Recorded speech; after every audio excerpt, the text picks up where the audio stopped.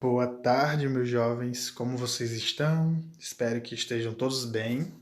Hoje iremos dar continuidade ao assunto da última aula, tá certo?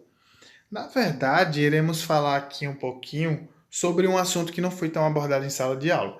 Lembram que eu comecei lá falando sobre as células, depois falei sobre os tecidos, depois falei sobre a formação de um ser vivo, né, de modo geral. Aí falamos sobre biodiversidade, falamos um pouco sobre a evolução desses seres vivos, enfim. E faltou falar um pouquinho sobre a reprodução. Eu citei em sala de aula, mas não cheguei a falar muito. Então eu só vou fazer aqui um vídeo curto explicando um pouco sobre os tipos de reprodução, tá certo? Como é que os seres vivos eles se reproduzem. Só lembrando que a reprodução ela é necessária para que as espécies continuem a existir, porque se não existir a reprodução, as espécies vão morrer, vão entrar em extinção, tá certo? Então, na última aula, falamos sobre a biodiversidade, que nada mais é do que a diversidade de seres vivos que existem em nosso planeta.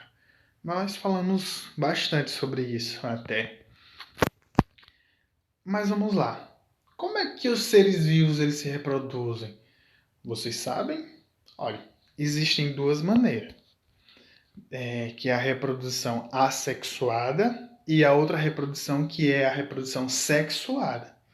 Na reprodução assexuada é a reprodução que ocorre quando o indivíduo se reproduz sozinho, sem misturar o material genético, ou seja, ele não precisa de um parceiro ou de uma parceira para se reproduzir, entende? Ele consegue se reproduzir sozinho. Então ele pega e se divide. Um exemplo são as bactérias. Nós temos as bactérias que são encontradas, por exemplo, no iogurte. Temos as bactérias que são encontradas nas meias sujas, naquele cheiro de sovaco, né, nas axilas. São bactérias que ficam nas roupas. Algumas bactérias causam bem, fazem o bem, né, e outras fazem o mal.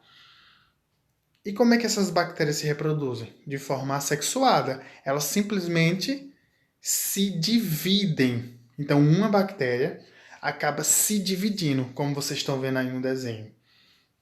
Ela pega e parte em duas. E depois parte em mais duas e por aí vai. Olha, aqui eu tenho um exemplo. Nessa imagem aqui, que eu risquei de vermelho, vocês estão vendo as bactérias se rompendo, né? Tem uma, ela vai crescendo e vai se quebrando, depois outra vai se quebrando e por aí vai. Por exemplo, uma mulher quando engravida, ela demora 9 meses para poder ter o filho. E normalmente é um filho, dois. As bactérias não, pode ter milhares, e isso em um dia. Nessa segunda imagem vocês conseguem ver a rapidez dela. Então ela consegue se reproduzir de uma forma muito rápida, tá certo? Outra reprodução é a reprodução sexuada, que simplificando, essa reprodução é aquela em que ocorre a mistura do material genético de dois indivíduos. Ou seja, aqui é necessário que tenha uma fêmea e um macho. Eles vão ter relações e aí eles vão trocar o material genético. Lembra que quando eu falo de material genético, eu estou falando do DNA, tá certo? Que é o que vai dizer se você vai ser alto, se você vai ser magro, se você vai ser negro ou branco, se você vai ter cabelo de uma cor ou de outra. Ou seja, suas características, tá certo? Ó, quando nós temos aqui um casal, um homem e uma mulher, ou um animalzinho, um macho e uma fêmea, e eles cruzam, eles têm relações sexuais, o macho, o homem, ele libera os espermatozoides, que são essas células que parecem cobras. Aqui, ó. Opa. Essas células aqui, tá certo? Vocês estão vendo? São os espermatozoides, que são as células masculinas. E a mulher, ela tem um óvulo, que é isso aqui. a célula feminina. Então, mulheres produzem o óvulo, homem produz espermatozoides. Tá certo? O homem produz milhares de espermatozoides, a mulher produz um ou dois óvulos, tá? E o óvulo é muito maior do que os espermatozoides, lembrando disso.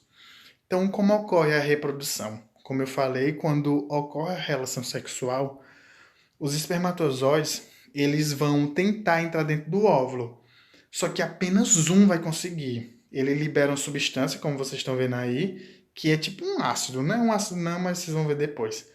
Que consegue romper o óvulo e entra. E só um vai conseguir entrar dentro do óvulo, tá certo? Quando isso ocorre, nós chamamos de fecundação. Então, o óvulo foi fecundado pelo espermatozoide. Simples, né? Entrou.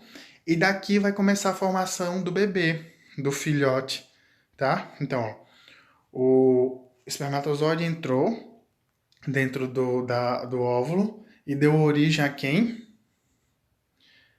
A célula ovo, ou zigoto, que é a célula que é formado não por uma célula, mas por duas. É formado pela célula do homem e pela célula da mulher.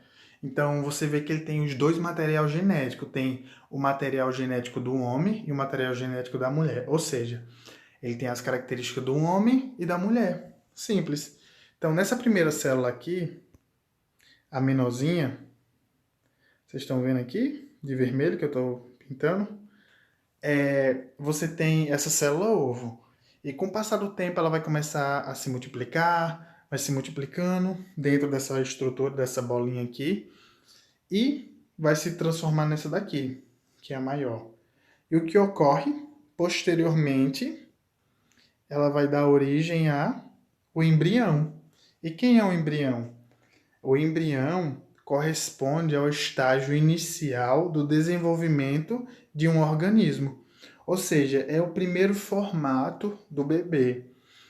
Aqui ainda não está pronto, mas você já vê que tem a forma de um ser vivo, tá certo? E depois, daqui a 9 meses, ou dependendo do animal, daqui a algumas semanas ou meses, vai dar origem ao bebê, ao filhote. Então o embrião vai crescer e vai virar o bebezinho, tá certo? Então, por hoje iremos falar só isso, para não ficar muitas informações para vocês. Posteriormente iremos falar um pouco sobre a questão da evolução, que nós vimos em sala de aula também isso aí, mas como a evolução ela está relacionada com a reprodução, tá bom? Então fiquem bem, se protejam, se saírem de casa usem a máscara e um abraço.